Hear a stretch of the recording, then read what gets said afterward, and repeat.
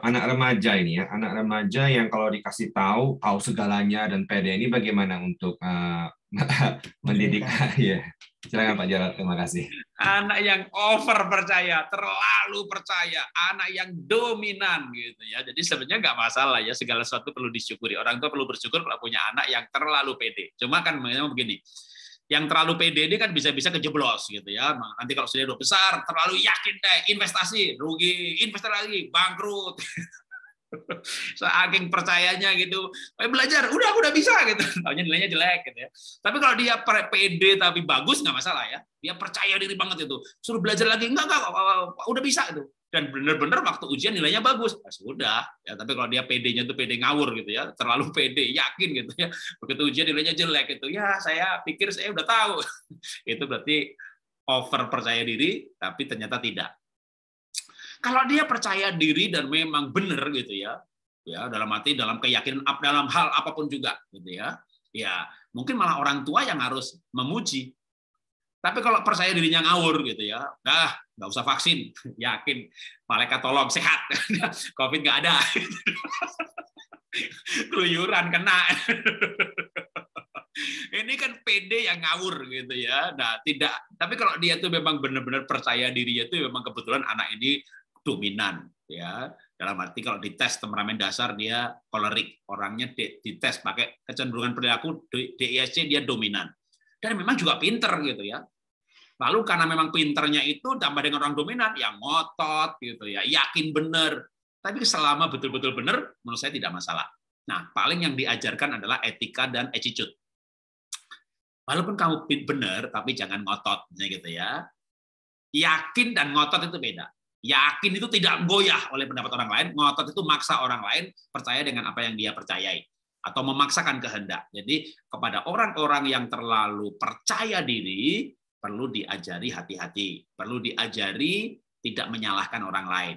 Ya kamu yakin kamu benar bagus, tapi ada juga orang yang punya kebenaran yang berbeda karena sebuah alasan tertentu. Nah, diajari untuk beretika dalam hal menyampaikan pendapat, misalnya gini, saya hargai pendapat kamu, tapi kalau saya yakin banget yang ini tuh benar. Jadi kayak ini attitude, berarti areal itu supaya yang ngotot dan yakin banget ini tidak dijauhi orang lain. Jadi kalau anak yang percaya diri udah bagus, ya, tapi percaya diri ini pertama harus benar, ilmiah, alkitabiah, nggak ngawur, itunya juga udah benar, tinggal attitude-nya. Karena sebenarnya orang itu harus percaya diri. Kalau udah over, ya nanti kan bisa kejeblos. Maka dia diajari hati-hati. Nah, biasanya, ini biasanya loh ya, namanya anak itu kan keturunan. Anak itu ngotot itu kan keturunan ya kan. Jadi kalau orang tuanya punya anak seperti itu, tinggal berdua aja ngomong. Dia tuh ngotot kayak saya atau kayak kamu. Misalnya kayak papahnya gitu atau kayak mamahnya, belum tentu loh yang ngotot itu papah gitu ya. Nah, yang sama, jadi misalnya anak ini over percaya diri karena kayak mamahnya atau kayak papanya. Oke, kita anggap aja kayak papanya. Nah, malah yang nasihati ini yang kayak dia. Ya, jangan yang bukan kayak dia. Papahnya over percaya diri, berkali-kali gagal, pernah bangkrut. Lalu yang nasihati mamahnya, jangan. Karena kalau yang nasihati mamahnya nanti pasti kalimatnya begini, kamu tuh susah diomongin kayak papamu. Jadi jelek-jelekin suaminya gitu ya. Jangan. Ini yang nasihati justru yang sama kayak dia. Loh, mana bisa Pak orang ngotot nasihati orang ngotot? Bisa. Papahnya ngotot, over percaya diri, tapi sudah dewasa, sudah punya attitude tadi harusnya. Nah, inilah yang menasihati anak yang ngotot. Nah, kamu tuh kayak papa, hebat loh. Orang kayak kamu nih berani mengambil keputusan, kayak papa, berani investasi, tapi kamu mesti belajar dari papa juga. Papa udah kejeblos berkali-kali kan, karena saking percaya dirinya. Jadi yang satu spesies ini ngomong lebih nyambung. Karena si ngotot ngomong sama si ngotot. Tapi yang satu ngotot sudah dewasa. Makanya memang parenting itu harusnya ayahnya lahir duluan kan, berarti kan lebih dewasa. Jadi ayah yang ngotot, yang menasihati anak yang ngotot. Ini namanya satu spesies. Satu spesies itu satu bahasa.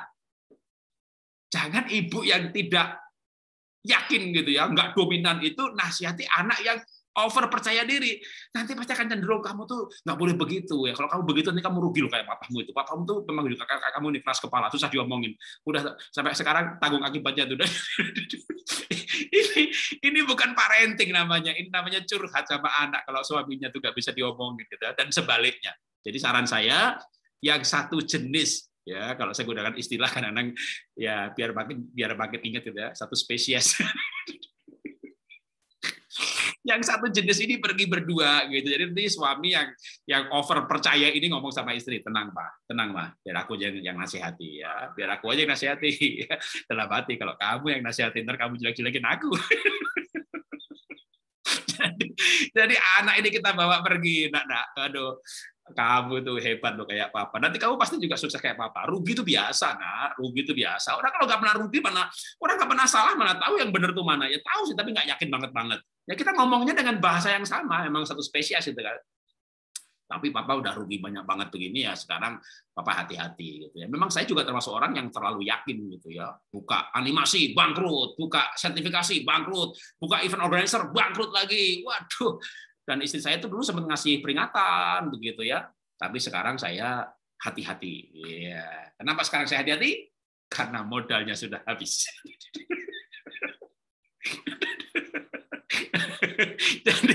Jadi sekarang saya bisa nasihati anak yang juga ngotot kayak saya gitu ya, dengan contohnya diri sendiri ya, contohnya diri sendiri. Tapi itu pun juga belum tentu mujarab ya, dalam arti gini, anak itu memang kalau itu tuh pembawaan gitu ya, tapi itu lebih enak, smooth, ngajarinya tuh lebih enak, walaupun juga jangan dinasihati terus kita si ibu nih anggap anaknya ngotot kayak bapaknya.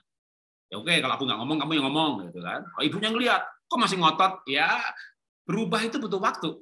Ya, berubah itu butuh waktu. Jadi jangan diuber terus. Pak, udah ngomong belum? Udah. Kok belum berubah? Jadi berubah itu butuh waktu. Tetapi kita bisa melihat makin lama makin berubah. Dari ngotot yang tidak punya attitude, ngotot tegak dalam arti pegang prinsip, tapi attitude-nya makin baik, gitu ya. Itu menurut saya oke. Oke, silakan Tuhan berkati.